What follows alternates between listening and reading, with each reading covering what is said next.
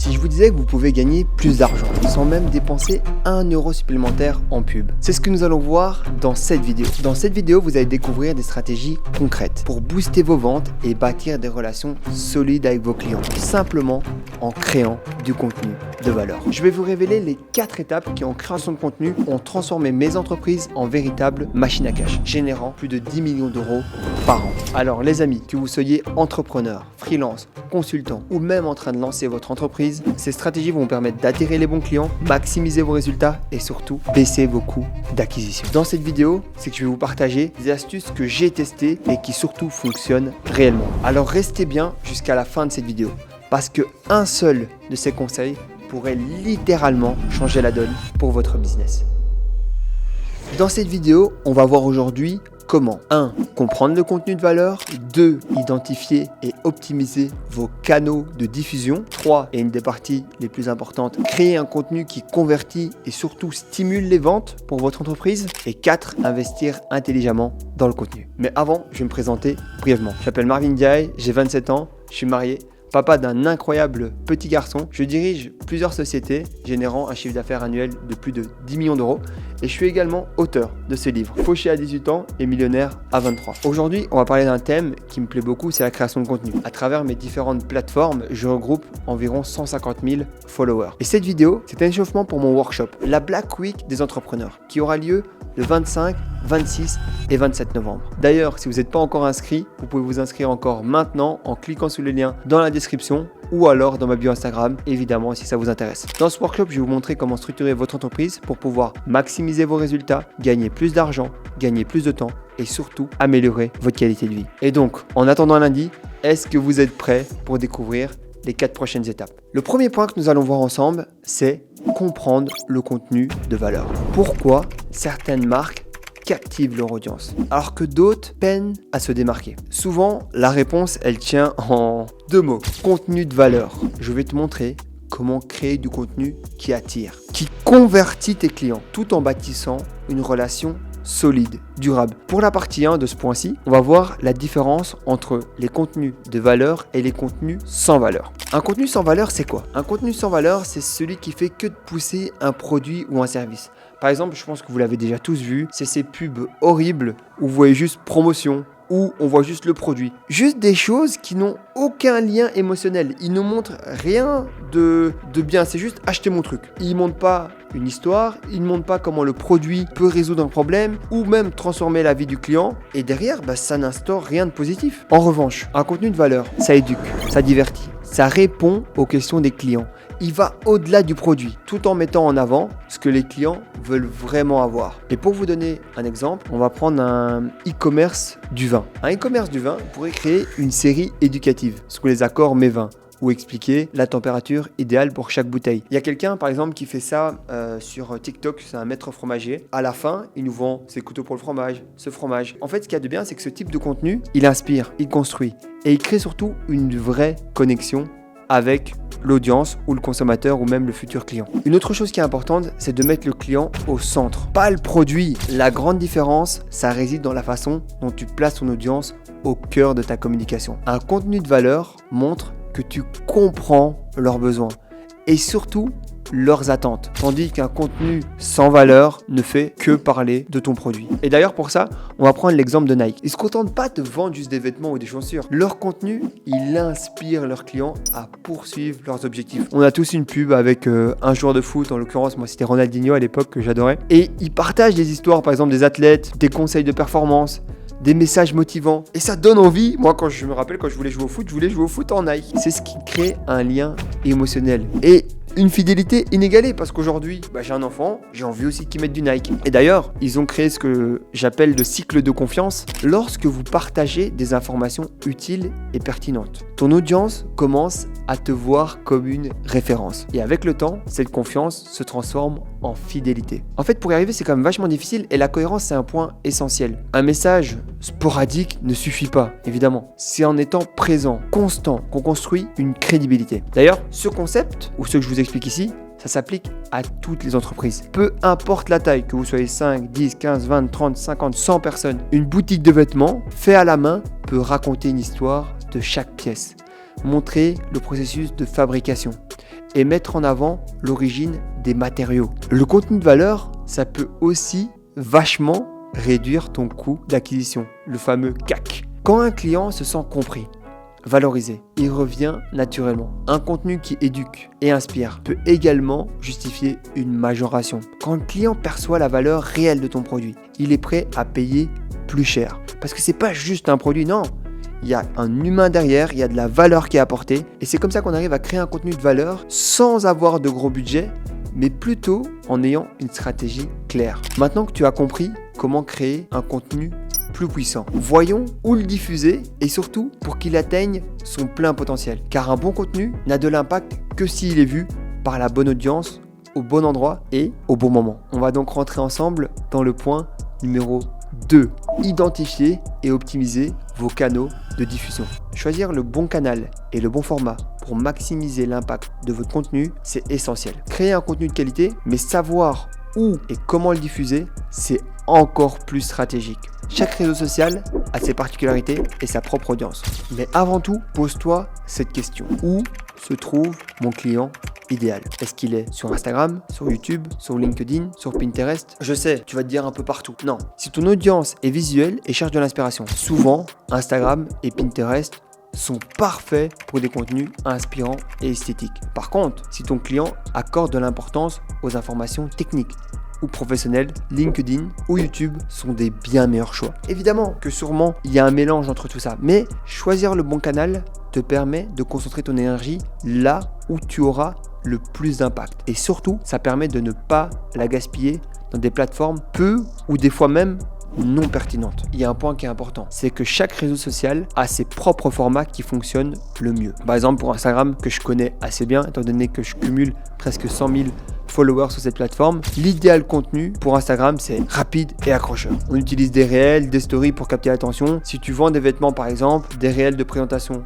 des looks pour des différentes occasions, captive facilement l'audience. Moi personnellement, j'ai aimé faire ça, mais aujourd'hui, j'apprécie d'autant plus LinkedIn qui est axé sur le contenu professionnel. Et c'est parfait pour partager des études, des cas, des témoignages, des articles. Et par exemple, un cabinet de conseil pourrait y publier des analyses stratégiques pour renforcer sa crédibilité. Pinterest, parfait pour les entreprises visuelles comme la décoration ou les meubles. Ça publie des idées d'aménagement ou des inspirations qui mènent directement à ton site e-commerce, ce qui facilite grandement les choses. Et personnellement, plus le temps avance et plus je suis un adepte de YouTube, comme aujourd'hui, car ça permet de vraiment apporter de la valeur sur différentes thématiques à ton audience. C'est important de créer un contenu éducatif mais inspirant, parce que le contenu qui éduque et inspire est le meilleur moyen d'attirer tes clients. Par exemple, un e-commerce de cosmétiques peut aller au-delà des photos ou des produits. Il peut publier des tutoriels sur expliquer comment utiliser ou parler des bienfaits de leurs produits. Et tout ça, ça montre que tu comprends les besoins de ton client. Ça te permet de générer de la confiance et surtout de l'engagement. Un point que je vois souvent qui est sous-estimé également, c'est l'importance de la qualité visuelle. La qualité visuelle de ton contenu est essentielle. Pourquoi? Que ce soit pour des images, des vidéos, elles doivent refléter du sérieux, de la qualité. C'est important. Si on prend un e-commerce de mode, des réels bien réalisés, montrant des combinaisons de vêtements, attirent l'attention et augmentent les visites sur vos sites internet. Et les visites, on le sait très bien, ça suit des ventes. Pour une clinique esthétique, montrez des images des coulisses, des vidéos étape par étape, des témoignages clients.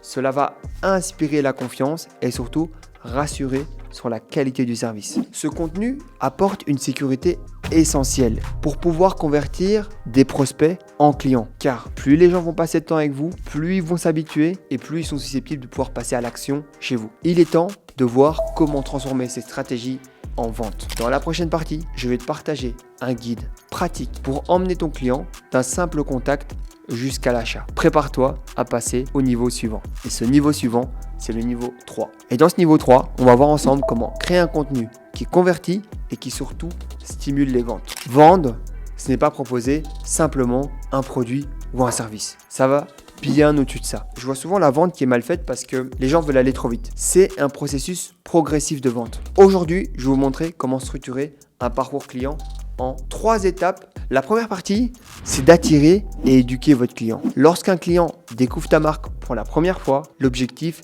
n'est pas de lui vendre directement. Au contraire, il faut l'attirer avec du contenu éducatif et surtout pertinent, qui ajoute de la valeur et répond à ces premières questions. Par exemple, un magasin d'aliments naturels pourrait partager du bon contenu sur le bienfait de ses ingrédients et la différence entre les produits naturels, conventionnels ou même les produits transformés que on évite tous. Ce type de contenu prépare ton client et l'incite à vouloir en savoir plus. Et d'ailleurs, la santé, à type anecdotique, est un secteur hyper intéressant sur lequel les gens consentissent de plus en plus. Il faut créer des vidéos courtes ou des publications détaillant les avantages de tes produits. Parce qu'au début, très peu de gens suivent réellement le format long. Pour la partie 2, c'est de mettre en avant ton produit et ses usages pratiques. Une fois que le client a une idée générale de ton offre, il faut passer aux pratiques. Moi, j'aime le dire, je préfère toucher les choses et c'est beaucoup mieux. Montre comment ton produit ou ton service peut être utilisé dans la vie quotidienne. Si par exemple, tu vends des meubles, présente-les dans un environnement réel. Et ça permet à la personne de se sentir beaucoup plus immergée dans votre produit, dans votre service et de le voir mieux chez elle. Je ne sais pas si vous aviez ça à la maison, mais nous, on avait en fait les téléachats. Et tout le matin, en fait, tu vois des gens qui testent des produits. Et tu peux passer des coups de fil avec ton téléphone. Je trouve que les stratégies efficaces, ce sont les témoignages aux clients. Ça fonctionne très bien à ce stade et ils apportent de la preuve sociale rassurante. Quand on appelait, en fait, derrière, tu voyais des gens qui utilisaient les produits, tu voyais des gens qui étaient contents. Une autre type de preuve qui est intéressante, c'est que si tu vends des vêtements, montre les vrais clients. Un mannequin, c'est bien, mais des clients portant les pièces dans un contexte varié, ça rassure toujours beaucoup plus. Et pour revenir sur un prestataire de service, proposez des études de cas, des exemples concrets qui mettent en avant les résultats obtenus grâce à votre expertise. Et pour la troisième partie, je pense qu'il est important de présenter le différentiel et justifier la valeur. Montre ce qui rend ton produit unique et justifie son prix. Pour prendre un exemple simple, si tu possèdes une boulangerie, partage des vidéos montrant comment tu fais bien tes pains avec des ingrédients frais, des techniques artisanales. Un truc que j'aime beaucoup que les services font, c'est détailler leur offre. Parce que plus l'offre est détaillée, plus tu sais là où tu payes. Et ça rassure beaucoup. Investir dans un contenu de valeur ne se limite pas à informer ou à vendre. Cela réduit également votre coût d'acquisition. Là, vous devez vous dire, mais pourquoi ? Parce qu'un client informé et convaincu revient naturellement. Et surtout, te recommande. Parce que selon moi, la perception de la valeur, c'est essentiel. Plus un client comprend ce qui rend ton produit ou service unique, plus il est prêt à payer. Des marques comme Apple ou Tesla illustrent très bien ce principe. Elles justifient leur prix par des différenciations claires. Une énorme valeur perçue. Tu peux appliquer la même logique même dans une petite entreprise. Montre ce qui rend ton produit spécial. Qu'il s'agisse des matériaux, du processus, de la production, des résultats qu'il offre, vas-y. Fonce. Étape par étape, tu pourras de toute manière ajuster ton pricing. Une chose que tu peux faire aussi, c'est partager des résultats réels à travers des témoignages ou même des études de cas pour renforcer la satisfaction et la fidélité. Et évidemment, ces stratégies ne s'arrêtent pas aux produits. Il y a également les services ou les conseils. Quand il n'y a pas de produit physique, le contenu de la valeur est tout aussi important. Pour vous donner des exemples pratiques, un cabinet de conseil en informatique peut réaliser des vidéos éducatives sur la cybersécurité pour montrer son savoir-faire. Plus vous allez apporter de la valeur et montrer des exemples que votre produit fonctionne, plus vous allez facilement justifier la valeur de l'investissement. Un contenu de valeur construit un pont solide entre ta marque et ton client. Il informe, engage, positionne ton entreprise comme une solution pertinente et fiable. Et maintenant que nous avons vu comment développer un contenu efficace, je vais te montrer comment maximiser ton investissement pour qu'il soit à la fois stratégique et surtout rentable. On arrive déjà dans le dernier point. Investir intelligemment dans le contenu. Investir intelligemment dans le contenu pour avoir une bonne stratégie et optimiser, c'est pas juste produire des vidéos ou écrire des articles. Non, c'est réfléchir stratégiquement où et comment concentrer tes efforts. Je vais te montrer comment investir de manière intelligente pour maximiser ton impact, réduire les coûts et renforcer ta relation avec tes clients. Car j'aime le dire, une entreprise, c'est avant tout une entité au service de ses clients. Et c'est important d'avoir une super relation avec eux. Alors la première étape pour ça, c'est de sélectionner les canaux de manière stratégique. Choisir le bon canal, c'est comme décider quelle pièce de la maison mérite le plus d'attention. Chaque canal, comme on l'a vu précédemment, a son public et ses particularités. Et tous ne valent pas l'investissement. Si ton magasin de vêtements attire plus d'engagement avec des vidéos d'essayage sur TikTok, concentre tes ressources sur ce format. Si une entreprise de mobilier remarque que son blog génère la majorité du trafic, priorise les articles détaillés et surtout les visuels inspirants.